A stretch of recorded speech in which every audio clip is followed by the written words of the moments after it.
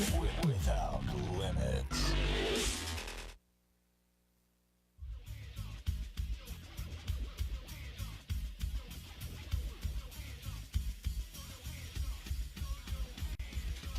It's 12 o'clock in Frisco, Texas, and it's time for Smoker Broker Radio with Robert Mesh, a.k.a. the Smoker Broker. Robert is the owner of Small World Realty and has employed hundreds of real estate agents in his 17-year career. He has instructed and mentored over 10,000 real estate agents at the highly acclaimed Champions School of Real Estate and is considered an expert in Texas residential realty. Robert is also an advocate of true entrepreneurial spirit and has helped many to transition from corporate America into the world of self-employment. And now live from the studio to your world, the Smoker Broker. Welcome to Smoker Broker Radio. My name is Robert Mesh, and I am the Smoker Broker. Happy Thursday to you. We are one day closer to the weekend. For some of you, maybe the weekend has already started, so that is good for you.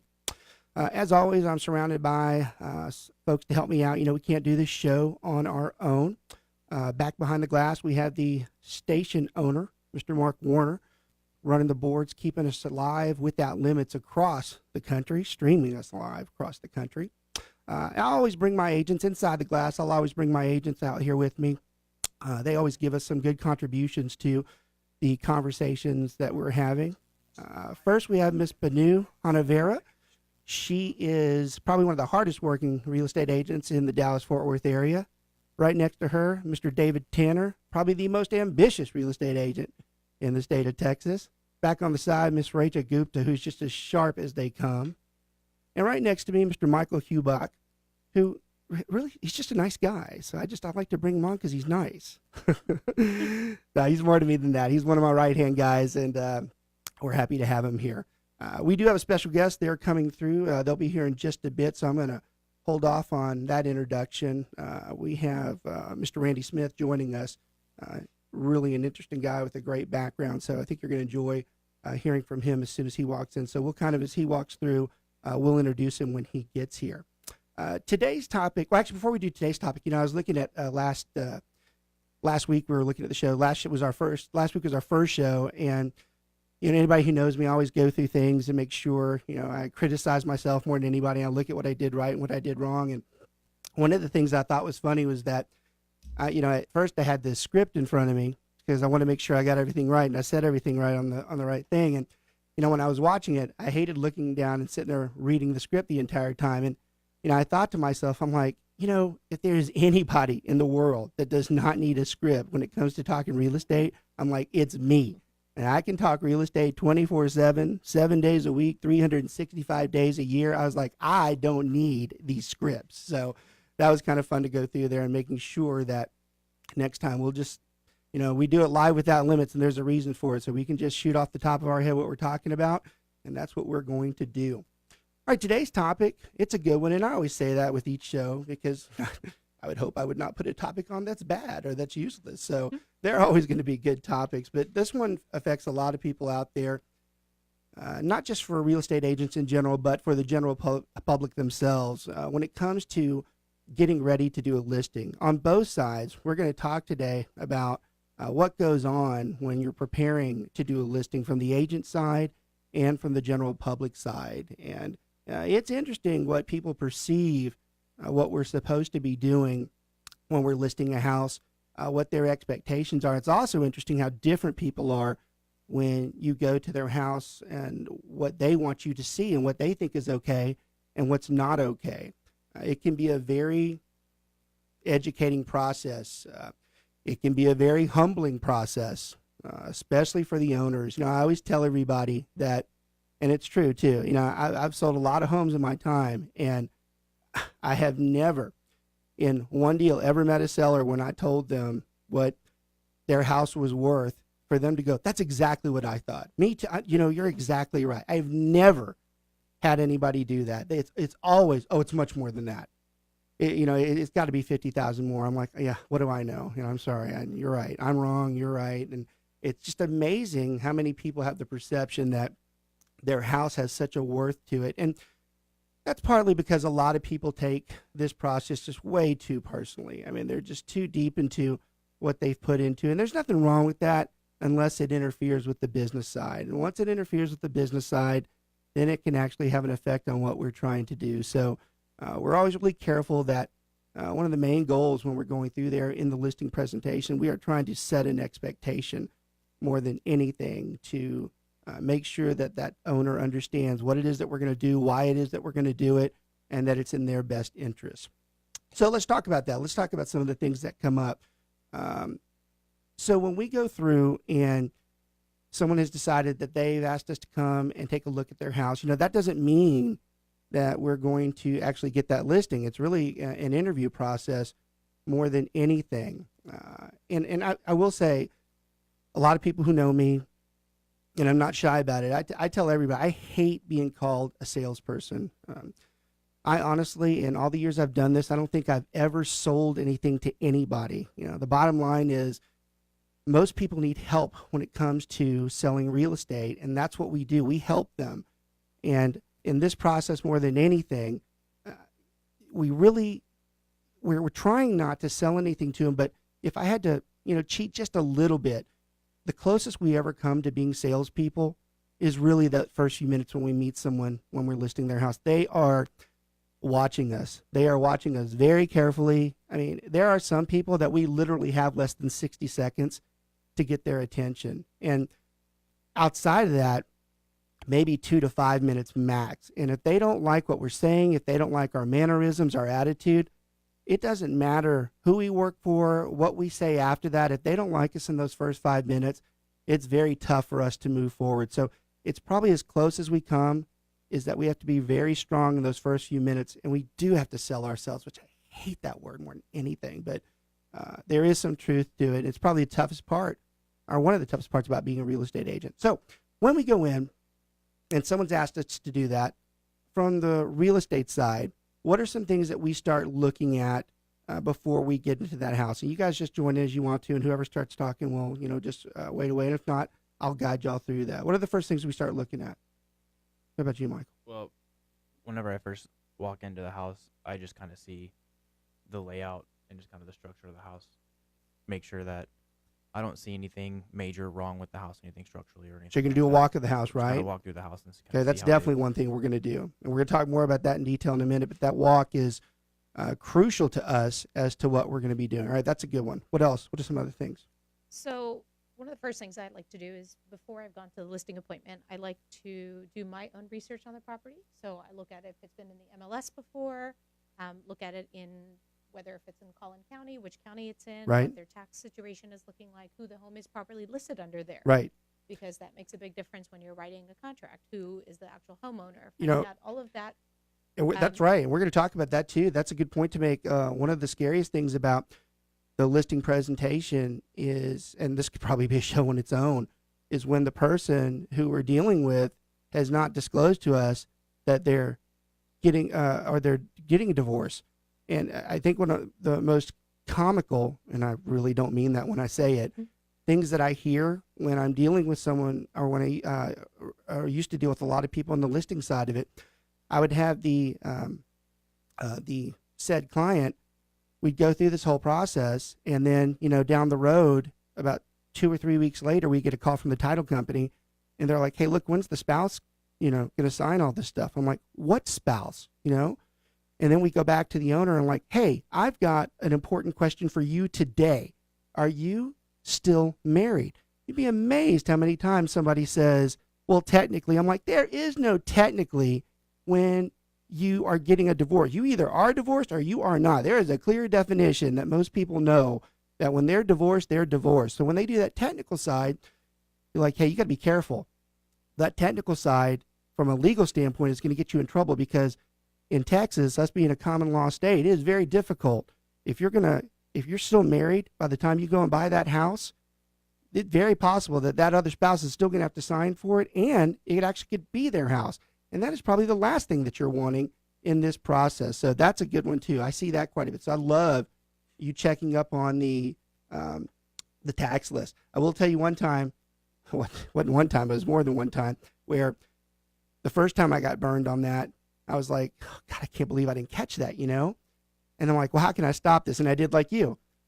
I'm like, oh, I'll just go ahead and I'll review the tax description, the tax description list. And so I went through and I'm like, I got it now. This will never happen again. Well, a couple years later, it did.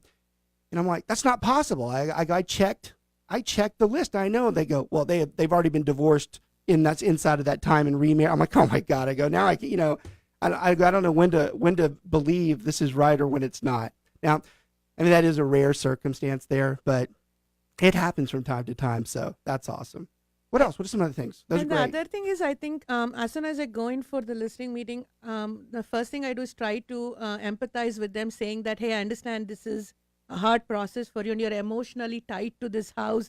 This is where your kids grew up. Yeah. And, you know, you have, but let's talk realistic. And then I think that kind of helps them because they know I understand their emotional situation. Yeah. But I'm also bringing the fact that it's a business transaction to the table. Yeah. And that kind of sets the mood. And then I can let them know what I think is the right price. And You know, and there's nothing worse. I think one of the most difficult parts with the sellers is that they do start taking it personal. I mean, they do, and you can see it, you can hear it, and you try to break them from it. You know, for us, we're so immune to it.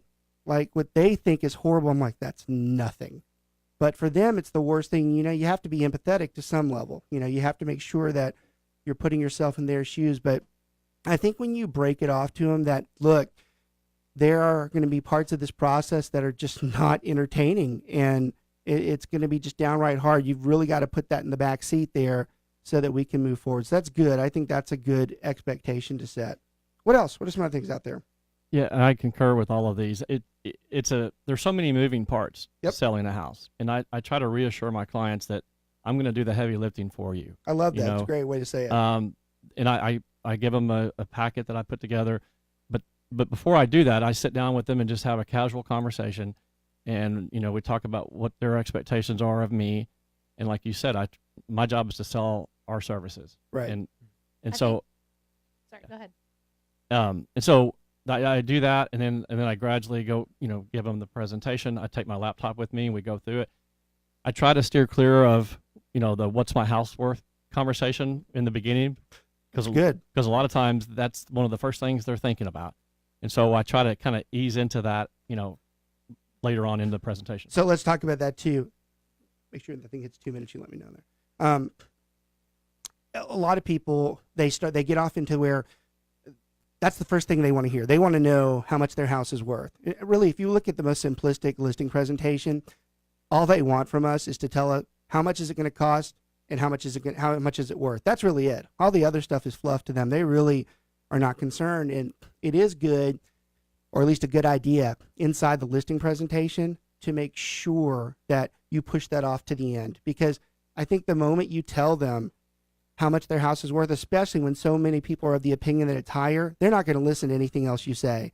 And we're about to get into the whole, you know, guts of this process about what we're going to do for them, how we're going to do it. They're not even listening. Once you've told them that price and they're irritated by it, it's going to be a tough sell through there. And, you know, if they listen, the rest of the parts of the process are telling them this is what we're going to do. You know, this is where we're going to be at, and you won't feel as bad if you listen to this, but it's very hard. Now, I'll admit, there are times you just can't get away from it. I mean, they are good. Sometimes they force you outright to say, well, how much is it? You're like, well, I mean, this is what I've looked at. You haven't even got to the comps yet, you know, but this is what I've looked at. Here's what I'm thinking. I go, and you know, you don't want to cement yourself into one price. You know, there are some people that if you tell them that's it and that's the only place it's at, they've just completely shut you down. You got to have some type of flexibility, and we don't want to overprice a house ever. You know, we know the dangers of that, but we have to be, you know, understanding as to where should this be, how far are we willing to go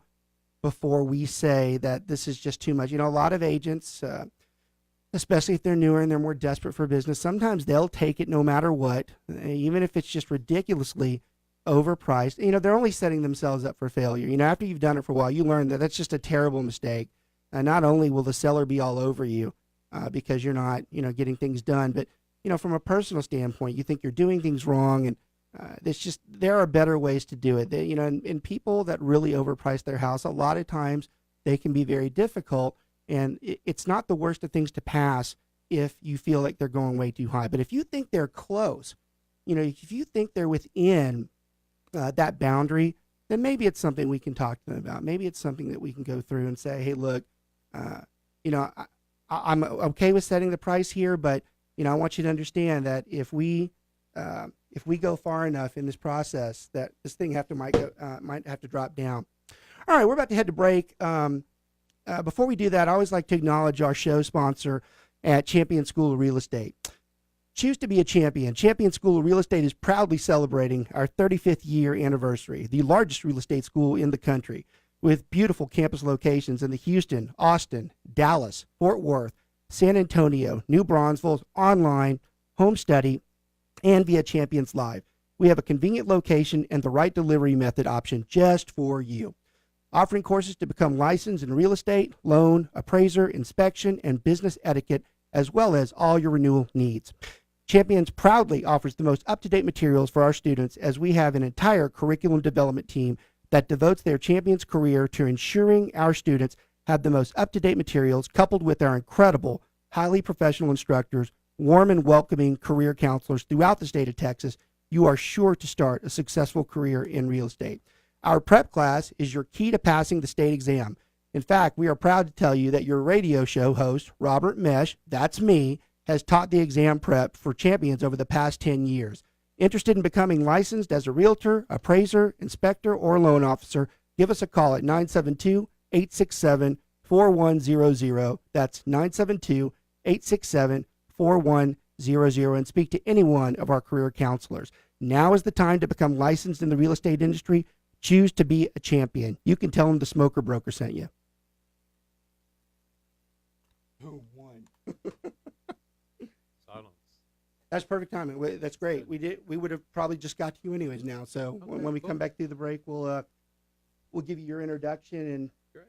usually we talk about the topic, and I never want to talk about the topic the entire time, because I want to let the guests talk a little bit about themselves. But you're unique in the fact that you mix into these conversations too. So when we come back, it'll be about 4 or so minutes. We'll introduce you. We'll talk a little bit about some of the books that you've done and some of your career, and then we'll kind of mix back in to the listing conversation. It's funny. Good. When we do this, and I've done this for a few times now, you can have all this material. You usually only get through 2 or 3 bullet points, but that's great though, because there's so much conversation. Yeah. The goal is never to get through the whole thing, but it doesn't matter where we're at. But I like mixing the guest into that, because I think if we do the real estate concept the whole way, sometimes you'll get to where the guest wouldn't even have any time at all. So I've learned that I like doing it like that. So when we come back from the first break, we'll introduce you and get you going there. You guys did good. Yeah, it's hard, right, to stick on that mic when you turn a little bit, right? You can tell. You almost have to be touching it. I love this format. It's fine. Like I said, and I think the hardest part for people, they don't realize that thing's still on, even during break. Absolutely. So it cuts to radio, but I've had people in here that they start screwing around. I'm like, hey, we're off the air, but we're on. That thing's still running. So, but that's the cool part. Yeah, it does both now. You do the radio and the Facebook stream in there. If you listen on radio, it's a lot different versus the Facebook feed. The Facebook feed is so live, but the radio is so much different. So it just depends what everybody's choice is in there. But it is a cool format. I love the studio. He's got great stuff in here. You didn't tell me. Do we have people looking there? You're killing me. It's hard to go back through it and remember everything. I think you hit the nail on the head when we were talking about what to do in the appointment. Okay, I think good. the thing is, if you establish a relationship that we're on the same team, Correct. that I am your advocate. Yep. Even if they push you to get you to that number, just tell me what it's worth. I'll tell you what it's worth, but you have to understand that we're doing this together. I'm not an outsider. My goal is to sell your house for as much as possible. That's That right. is- Absolutely. and make sure this is a ethical, appropriate transaction. It is, and like you said, the personal thing, they do take it personally. Yeah. And I don't blame them. It's the most expensive thing they're ever going to buy or sell. Absolutely. So Well, and they- if you can knock out a lot of that price stuff by using the free listing pack, Yep. which most agents don't do because it's dressed in overalls. They don't want to do the extra bit. So you can send the pricing pyramid Mhm. and plant that seed, Sure. and then I find that I get the listing, or got the listing. I'm pretty much retired, but I'd get the listing through the questions that I'd ask during the presentation. That I roll into my presentation and really stands them back and make them. I took your class too. Man, it's And it's good stuff. It really And you don't want to works. sound too robotic, you know, when you're going through it, but you know, you try to make it as casual as possible, but cover all the steps. Are y'all with? Is everybody with? Yeah. Oh, cool. Okay. Cool deal. Sorry to hear that. I do feel bad for him.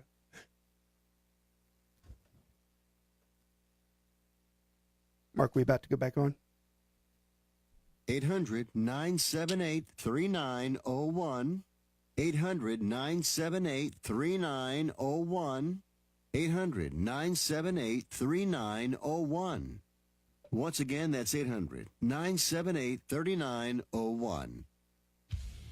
Welcome back to Smoker Broker Radio with the owner of Small World Realty, mentor to thousands of real estate agents in the state of Texas, competitive barbecue champion, and self-made entrepreneur. The Smoker Broker himself, Robert Mesh. Hey, welcome back to Smoker Broker Radio. That break was convenient. Our guest finally made it out here, and we are very fortunate to have him. There's so many things to talk about. You can only paraphrase so much with the accomplishments he's had. He is the senior staff instructor at Champion School of Real Estate, and you're going to notice a lot on my show. I talk a lot about Champion School of Real Estate, and there's a good reason for it. It's because that's where my background comes from in instructing, and the education and the opportunities that those schools give us to help us improve on what we do. We see so many things from students to topics. We see the topics that are about to come out before anybody else sees them. It just makes us improve ourselves to be better at real estate. I've been doing it for 10 years. Randy's almost, I think, basically through 15 years at this point. One of the things in his bio, he has a very in-depth, strong, good bio. And one of the things I love, he talks about how he teaches conversationally and by story. I'm a big fan of that. I really am. I think I think you have to have that combination to keep somebody's attention and still have the competence to make sure that they're getting what they need. He also talks in his bio about how history plays a role in real estate education, and that is another thing I'm a big fan of. There are so many topics that we teach that you really had to know the past before you can understand the future. Agency is a good one. Agency has changed so much prior to 1995 when the Senate bill basically changed the whole way we did that. You almost have to know how it used to work in the past to understand the future. So I love that in his bio.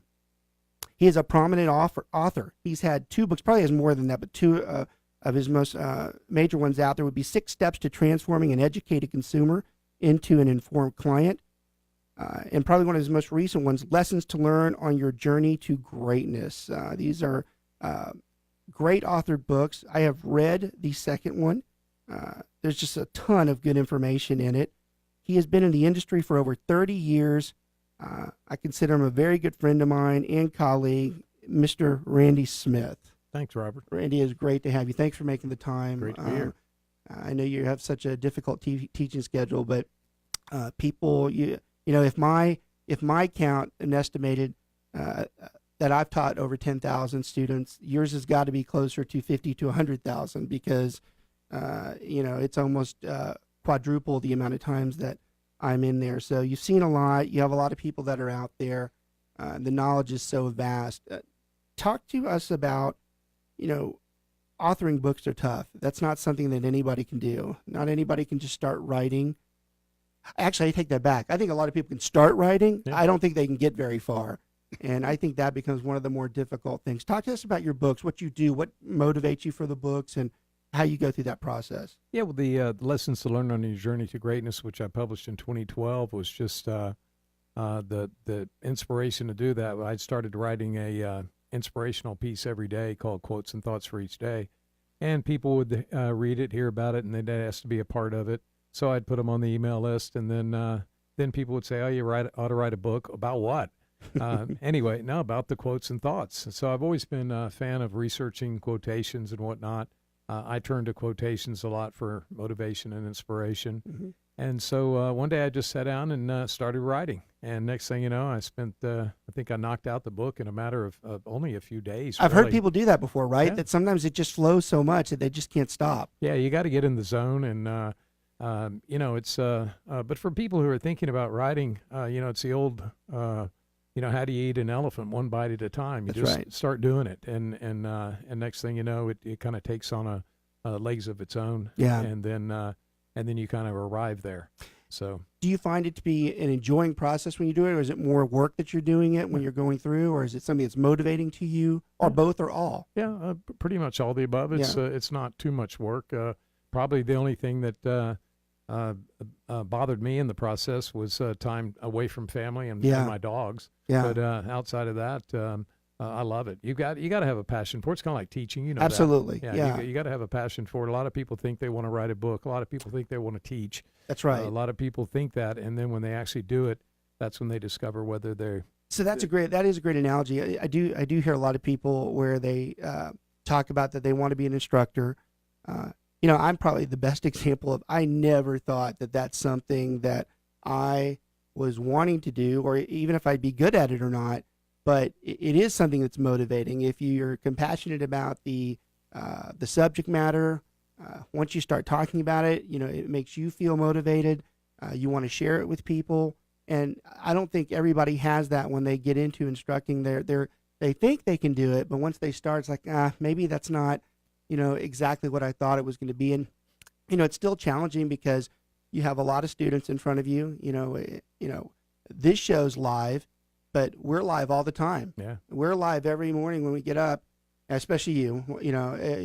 When you get in there, it's not a same old. It's a new group of people. It's a new presentation. Some are more cooperative than others, but it's really live all the time, and it's not for everybody. Yeah, and you could draw an analogy there. And when you're teaching, you're dealing with students who learn some auditorily, visually, kinesthetically.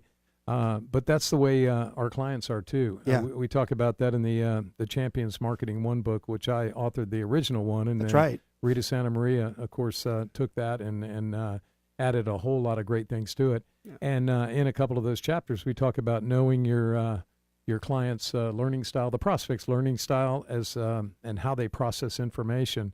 And so I probably learned more about that aspect of the real estate business when teaching. Yeah. In Champions, you mentioned something in your bio too that I completely agree with all of it. But you talked about how you believe in the Champions textbook. I will continue to stress.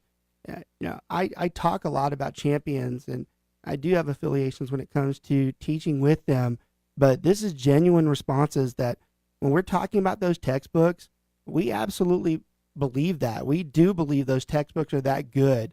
Not even just the core responsibilities that you have for the real estate commission and for the real estate licensing committees in there, but even the marketing tools that we have, the marketing classes that we have, all these classes that are complementary to things, all of them add something, another tool or another weapon to the arsenal for us to do well in real estate. And the books are well written, and you won't find that everywhere. You kind of do get what you pay for at Champions. You do. There are a lot of people that do it a lot less, and I'm not so sure that it's the strongest way, but they do a good job there. Industry wide, when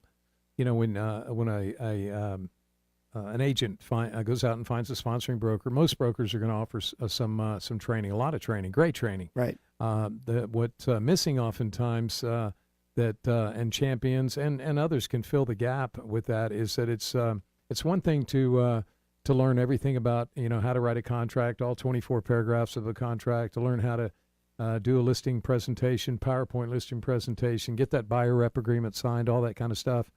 That's all fine and good, but it's useless if you don't know how to get a client. That's right. And yeah. so the client building component is so important, and that's where the marketing courses can be so instrumental. It's funny, when I started Small World Realty, I thought the greatest piece that was missing in the modern day brokerages was the was the one-on-one support. And all the brokerages are great. You'll always hear me talk very favorably to competitive brokerages because we're all in this together.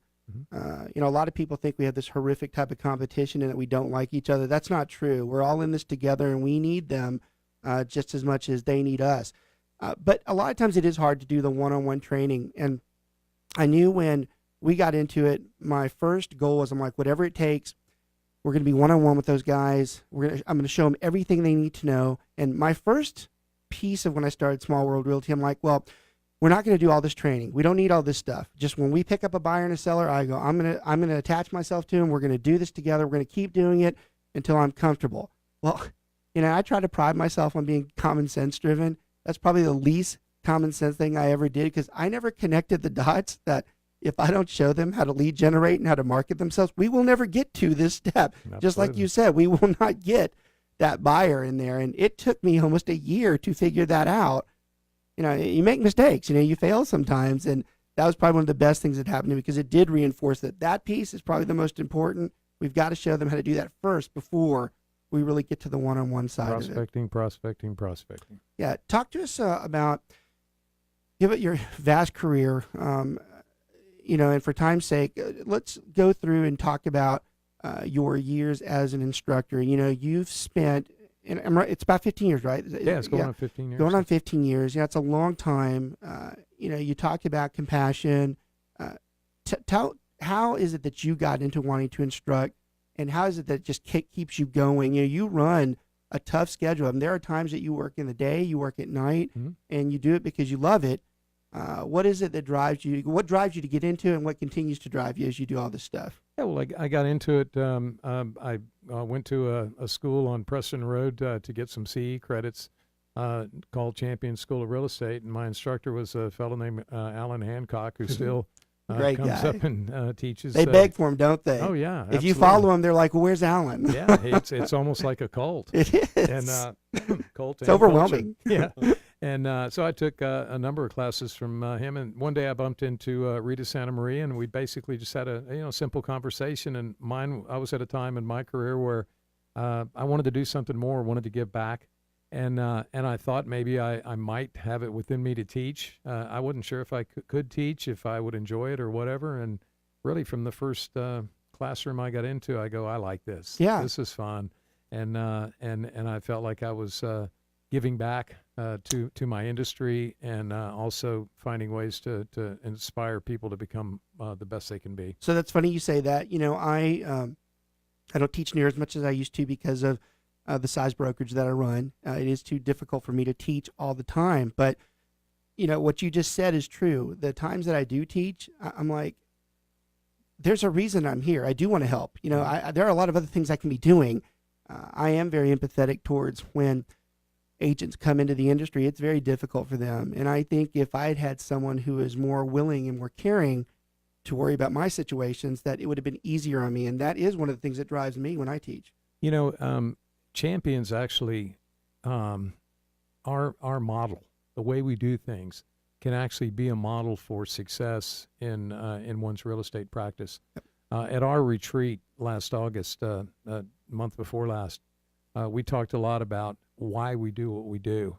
We're in real estate instruction. We've got the different schools, and all that's in our catalog, and that's all wonderful. But what we focus on is, as Simon Sinek said, people are not concerned so much about what you do, but why you do what you do. Right. And we change lives at Champions. We have people come in all the time, starting a new career. That's most oftentimes the case. Mm-hmm. And I really believe that if we the attitude that we take on to help people turn that around, you can take that same mindset and apply it into your client building.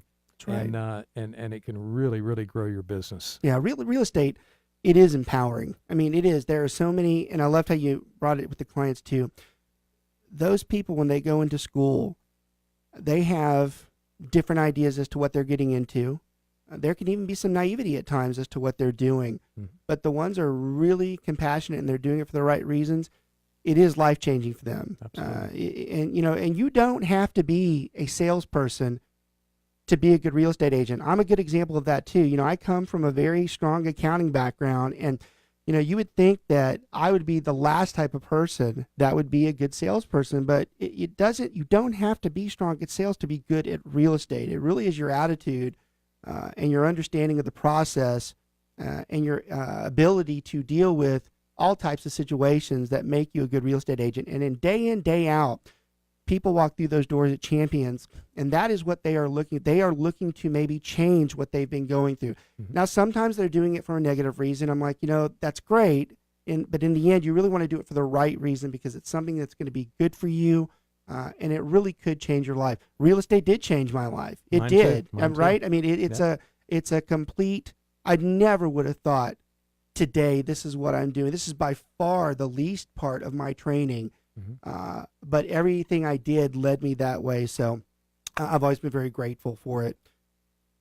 What else about Champion? What else about the process in the teaching, that you go through, the amount of people that you see, you tutor sometimes? People are always looking for you? Yeah, I don't have much time to tutor. I have done some coaching, and that's always very rewarding. I tell you, you begin to understand the difference in the students. The students that call us and inquire about designations and certifications, I tell all our career counselors, when you've got somebody on the phone that's talking about, gee, I want to get my ABR, accredited buyer rep, or my accredited luxury home specialist, I want them to know that they are talking to a student who really cares about succeeding and becoming the best they can be. Our industry, like any industry, some people have a really bad attitude toward education. That's right. And it's the people that realize that the more you learn, the more you earn, and the people who do engage in the designations and certifications are the ones that are earning most of the money. That's a and great we got the statistics to back it up. So that's a great comment. We're going to head to break on that one. First, want to acknowledge my company who does sponsor this show. So just a brief promo for Small World Realty. I've been in real estate a long time and know there are a lot of great choices out there when it comes to real estate brokerages. Small World Realty is home to the Smoker Broker and is unique in the fact we not only have full-time agents, but we especially focus on part-time agents. If you need a low-cost broker who is available 24/7, insists on ethical practice, and reviews all documents personally before they touch a third party's hands, we are probably a very good fit for you.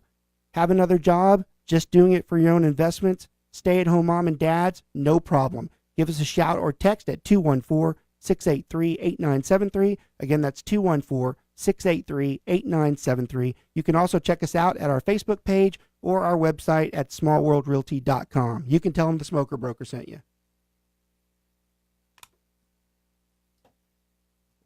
Right. That was great, Randy. Yeah, very good. Awesome. that's fun. You did a really good job there. I know it's not your first time doing that, though, so you're really good with it. Every so often. So what are you teaching now? What classes? Sure, what does he not? Yeah. Yeah. Oh, yeah, he's in the class. I need to say that. I don't know if I had you for name on or not. You didn't have any with Randy? How's that possible? That is, yeah. know. How did you that miss man that? teaches every Yeah. class there is there. I know, Yeah. I One may of have, the but- few that I teach the designations, certifications, Sure. and then all the core courses and prep, and Yeah. and I'm the one that gets dragged off of. There's one that needs filling, and all of our instructors are qualified to teach this stuff, but if you don't have the official approval from Reebok or whatever, Yeah. like I have to go to Boston the end of this month to get re-upped on accredited buyer rep. Every time I took the prep class, I had Gary. Gary Ritchie, Yeah, he's great. The one thing that's cool about the prep is that everyone's different. Kind of parlays into what Robert says. I always catch Robert's closing at, and when he puts his recruiting hat on. He probably could do it. And checking on him. Anyway, he always, he says, he's either the perfect match for you or not at all. Yeah. And that's just as honest as it can be. Yeah. And so he's got his way, in the prep class, Gary Rich. Everybody's got. Well, and their I own think that's style. the genius Sure. behind it. You'll have a student complain about it. I'm like, well, that's the best part, is that you want to see the other one doing it. Oh, yeah. That one's going to That's have right. something to offer. All of us have something different that we do better. And you might not like our styles all the time, but you want to go to the other ones. And I see them all the time. Well, I want this or that. And I'm like, you That's really why should we're- mix that up. And first of all, they don't know. You're like, Well, you know really what? want to go to that class. What I liked about Champions, and I've taken a lot of online classes too, but the old adage, those who can do and those who can't teach. Well, I don't think that's true at Champions because everybody has done it. Well, Yeah. And they did it well. The process is strenuous. I mean, she's pretty picky Yeah. about, 1 in 12. Yeah. People who apply to teacher champions get through. We're interviewing instructors all the time. When I, I've gone through some pretty big interviews in my time. Yeah. She's probably one of the toughest. Toughest. Yeah. Yeah. I mean, I was just like, Well, and it shows. I mean, I was it like, shows good the Lord, quality. what are we doing here? You know, I thought Like you said, you're impacting people's lives. she's You very careful. have to value education. Absolutely. I mean, every other highly trained profession requires recertification, whether it be Sure. a neonatologist to an accountant County to law, even yeah. firefighting, police officer. Everyone has to. So Yeah. why would people that underestimate real estate as just a salesy Yeah. Yeah, job? it's You're Well, not valuing the, like you said, if you don't value your own craft, That's right. Right. no one else is going to. That's exactly right. I love Yeah. that terminology too. that is so true. To continue your education. I mean, You establish your worthiness. When if you don't establish it, nobody else will. when we come No. back, we'll go ahead and go back into the listing presentation. We'll let you guys talk for a little bit. Make sure you're paying attention to me as soon as that thing gets close to like a minute and 45 left. That one I do have to hit on time, so just kind of hit me because I'll Okay. wrap it up quick with whatever we're doing there. Okay. So once we get past that, we'll be pretty. It'll be pretty quick after that. You guys done great. Been a really good show. What's that? No, more like yeah, because that's getting down the minute. Yeah, it's clicking down. Yeah, I usually catch it, but all right. Let's see what else we were talking about. The let's see, one of the ones we want to go into. We really can't go into. We can start about comps, but that would take too long. I think that's going to take too long in there. Talk about comps. I think the number one question we get asked when people listen. Well, Zillow said. Yes. Well, Oh, Red. God. Yes. Bless America. We can do the comps if you want. We can't go too deep into because it'll take too long, but we can. That'll definitely get us through to the end. So if you want to talk about comps, we come This back. is your show. Whatever. No, I'm no. just saying that is the number one question. Look, I people put the ask. topics down and That's I roll as it goes. So You're right. That's a big one. And then seller's disclosure. I've had some, a lot of questions about that Yeah. too. yeah, and so bring that up. So we'll do that. We'll go into comps and start talking about some of the documentation that we have. But just jump in. There's nothing that's off limits on when we talk Did you about the read the listing. Redfin article the other day What are they doing now? about how they're artificially inflating the prices of the houses? Yeah. Yeah, be So careful. just- Be careful. You're live on there. But yeah, But it was. I did. that's I what- did see the article though. That is what the article was. Uh-huh. That is what's happening. I don't know. They obviously there's no like, legal. Right. research. And it was hearsay, It was but, hearsay. It was but on- it was an article. Yeah. Yeah, it was was- on. I did read it. I did read it, and I had concerns about it. But I don't know if again, we don't know if it's fully researched, vetted, Right. what's happening or not. But you just have to be careful. Like you said, if you don't research.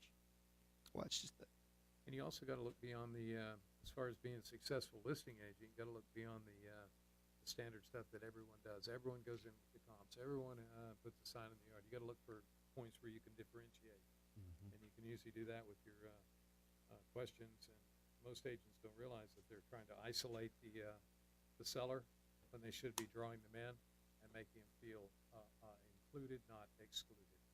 And that's can prove very successful. You hit the nail on the head earlier when you were saying you have to learn how to read your client. Mm. Yeah. Everyone takes information in differently. That's right. That's So based true. on That's the question. basic question. How are they going to? Yeah. Is it through visual? Is it going to be through physically walking around a home and you pointing out things? This is of a lot of value. This is, If And you ever do an agency discussion, the one question we're trained to ask the seller is, why are you selling? We're to thousands of real estate agents in the state of Texas, competitive barbecue champion, and self-made entrepreneur. The smoker broker himself, Robert Mesh. Hey, welcome back to Smoker Broker Radio. We're on the tail end of the show here, wrapping up, talking about the listing presentations. One shout out to, I would say, all the people out there on Facebook. We can see you. It takes a little too long to comment on everybody, but we appreciate you guys watching. Hopefully you enjoy the interaction, and we enjoy the constant people that are coming to the show. But we see you out there. We've got it right here, and like I said, we appreciate you. All right, we're going to go back into talking about some of the things that happened in the listing presentation or the preparation for it. And no doubt one of the most controversial and difficult subjects that we go across or come across would be when we show the general public the comparable properties and what we consider to be what the comps are. And this probably becomes the most enlightening part for the general public because it's really the knowledge that it probably confuses them the most. There are so many people who, when they get the idea that they want to sell their house, and once that idea gets in there, it just keeps pushing. It doesn't go away. It can be motivated for the wrong reasons. Like a lot of times, you'll have what starts the process is the neighbor across the street. So we'll just say the Jones. The Jones sold their house like at $500,000, and so these people start talking, and they're like, "Our house is so much better than that house. We can probably get $600,000 or $700,000." So the wheels start turning, and they're like, it's in their head now that they're going to sell for $600,000, $700,000. The wheels keep turning. Then they start saying, well, if we make that kind of money, we can take this and we can go buy a bigger house because we have all this money and we can afford to do that. So those wheels are put in motion, So then we come in and we're prepared to tell them that the house is worth like $450,000. So, the first conversation is, oh, you can't be right on that. So you're like, you push back the absurdity of why they said that, but then you just ask, well, what? I go, what is it that where did you think it was coming in at? Oh, well, we had it at, $675,000. I'm like, where would you get that? Why would you, in a polite way, right? In a polite way, right? And they're like, well, John and them sold for, $675,000. I'm like, I go, the house across the street, the one that's 2,000 square feet bigger than yours. I go, you're not even in the same universe. I go, you're not. I mean, how could you even think that these two houses are the same? And see, that's where it starts, and it becomes a terrible realization that there has been a horrible assumption as to what their house is worth. So that's the first problem we have, right? Then we get into the upgrade question. Well, I've put $100,000 into my house. I'm like, great, congratulations for making it like everybody else's. You were behind. It's like you want a reward for now that you've upgraded the house. You feel like you should get something extra. I'm like, you just brought it to where it should have been. Welcome to 2018 versus 1980 that you had the house at. So that can be difficult too. Michael, when you go through comps, it's difficult, right? It's not the easiest thing we do. It's pretty difficult. So like you said, you get our sellers that think it's worth this amount, Mm-hmm. but then you find out that, like you said, they're 1,000 square feet smaller. Yeah. And they're looking at a house that might have a pool. Right. That's or another one too, something, right? And it's just like, well, your house isn't comparable to that. Right. Why got isn't my it the same price this thing? What's the problem? Well, some people like pools, some people don't. I'm like, yeah, but the pool still Best pool is is a good. That's neighbor's okay. pool. That's right. Yeah. Same with boats, right? Exactly. The boats and pool. So Exactly. true. That's funny. I can relate to that. I have a pool. Well, that's funny. You just brought up. That's why I love doing radio talk because so many current events come up. Dina, when we built our house, my wife, she the deal was I wasn't messing with it. We've had that pool before. I'm like, I'm not doing this again. I told her. I was very clear. I go, I am not dealing with the pool. I go, if you want it, I go, I will buy the pool, but you are going to maintenance that thing. I go, I want to hear about. It's my responsibility. So for the first few years, she was a good trooper about it, and you could tell when it gets cold in November, the leaves drop. She was just bitter to go out there and empty those leaves because it has to be done. So she keeps doing this, and she, over the years, she keeps getting less and less and less. And then she starts complaining. And then she's like, no, it's because the pool's broken. It does this. It's not fair, blah, blah. And it eventually comes out, I want someone to service the pool. I'm like, oh, now. I go, the deal is off. I go, now you want the pool to be serviced. And it's funny because yesterday, that's a conversation I finally just broke in and said, fine, go ahead and pay the guy to come out and service the pool. But it's true. You're just like, the best pool is your neighbor's pool. You want to go swimming in their pool. What are some other things that we see when we go through the comps that make it difficult? But you've done this for a while. Yeah. Now. And then what I also bring up to the seller's attention is the comps that I have is the same ones the appraiser is looking at also. Yeah. So we don't want to price it too high than what the comps are showing because then it may not appraise to that value because they are looking at the same data as I have in front of them. And that kind of also cements to them that the data I have is what they should be looking at Right. and not what they have already assumed the value to be. You mentioned the appraiser. Depending on the seller, the more educated ones are going to respond well to comments about the appraisal. Therefore, you can use some appraisal principles like the principle of increasing, decreasing Right. returns, and contributory value and things like that that they might be able to relate to, and blame it on the appraiser. Hey, I wish your house was worth this, but and ultimately that's what I would do. Would say, if you guys are here, and I'm here based on market facts, and facts are pesky darn things. Let's get an appraiser to come out, Yeah. and we'll go with that number. That's a very polite way of telling someone, hey, look, I'm not guessing. I'm trying to tell you that this is where that house should be priced at, and it's a tough road. It That's what really the market is. says. It is. It is what the market says. It's not. We're just the ones that are communicating to it. We're like, look, here's where it's at. We're not making this stuff up.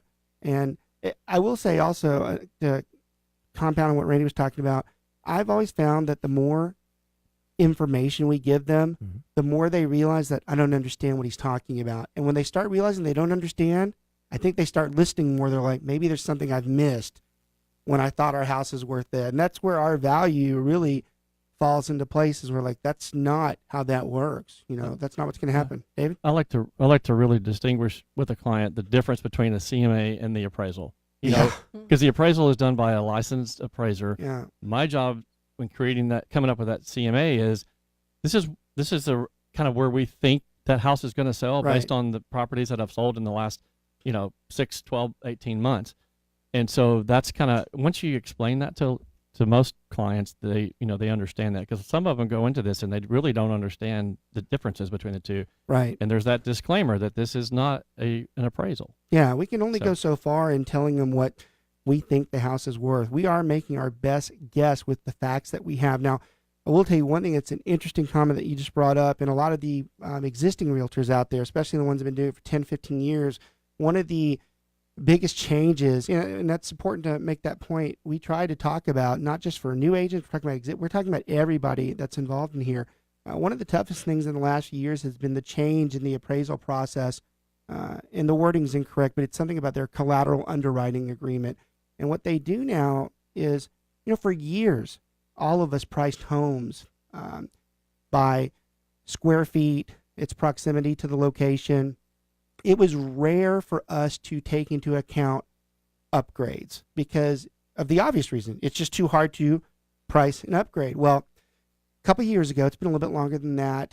I think it might have been in the Frank Dodd Act that created this. It started giving the appraiser the power to be a little more subjective in how they valued a home. Now, on the surface, this really was a good idea because it is true. It's hard to sit there and have two houses that are the exact same and say that, one has $50,000 worth of upgrades, but they're really not going to sell much more than the other one. And that is a reality, but it really never was fair. Even when we used to comp, we're like, there really should be some extra for that, but that's not how it worked. Well, when they went to this type of arrangement, they started to make those corrections, but the problem was the real estate agents didn't do the same thing.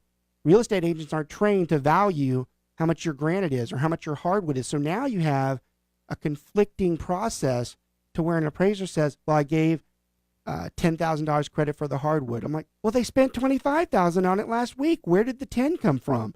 And it's a difficult process, and it's made a subjective process much more subjective.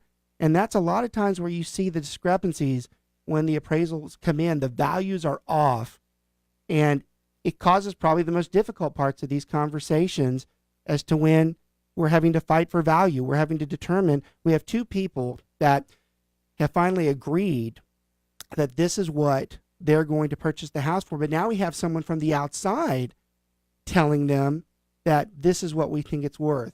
And to further complicate the matter, with the government regulations in place, the appraiser is hired by the lender, and they're not even able to talk to them. Legally, they're not supposed to say anything. So the person who paid them is really not able to say anything to them. God forbid the agent on the other side who wants to call and talk to them. And when you get to where you have discrepancies, all you want to do is talk to somebody. All you want to do is tell somebody, hey, look, I think you're off on this.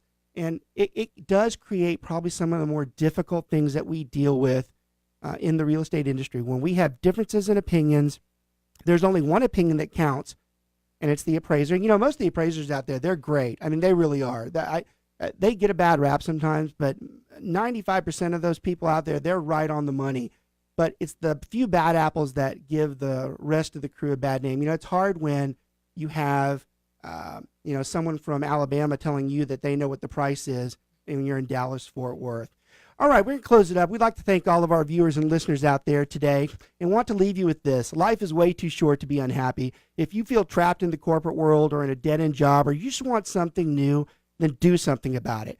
Be innovative, disciplined, have a strong work ethic, and most important, have a good attitude. You will find all these traits in every successful business owner who comes on this show. The world is always looking for the next great idea. There's no reason it can't be you. Till next time, have a great weekend. Go smoke some barbecue. I know I will, and we'll see you next week.